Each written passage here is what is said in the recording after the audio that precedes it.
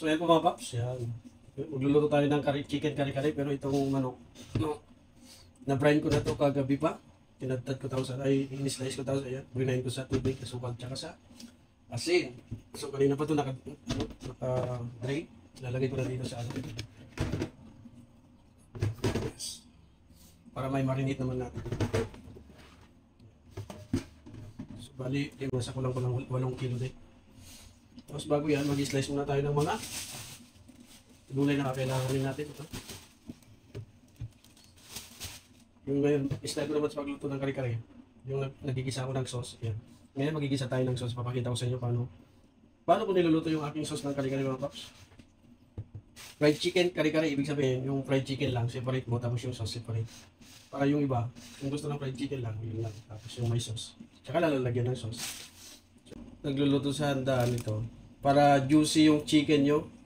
Pag fried chicken, yan, pag juicy yung loob, yan, iba-brine nyo muna siya ng mga 5 hanggang 6 na oras or 12 hours, gano'n, isang araw. Yan, para mas malasa rin yung kanyang loob. So, ganito lang po. Yan, makikita yun. So, ayun, maglilinis muna ako ng gulay, tapos mamaya papakita ko sa inyo paano ako magluto ng kare-kare. So, yan po mga paps.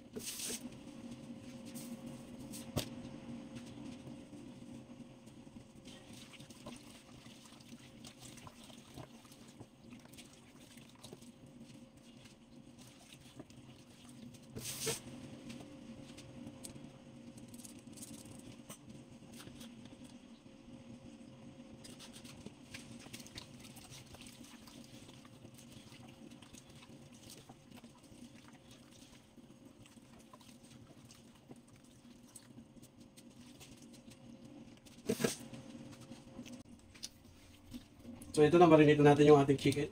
Lalagay natin sa chili, tapos may prito ng mga kaibigan natin kasi ako may pasok. Umagal ako nagising. Para i-prepare yung mga luto yung kare-kare sauce, tsaka itong manok.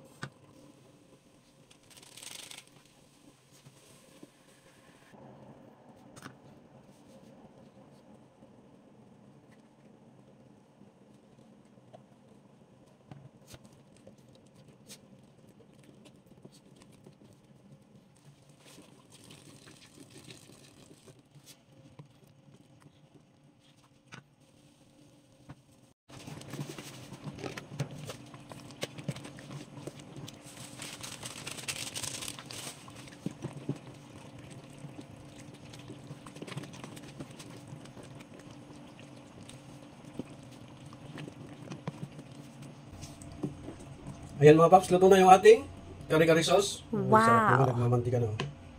Yan sa gilid. So yan lang po mga paps. Thank you po. Bye-bye. Thank you. Bye-bye.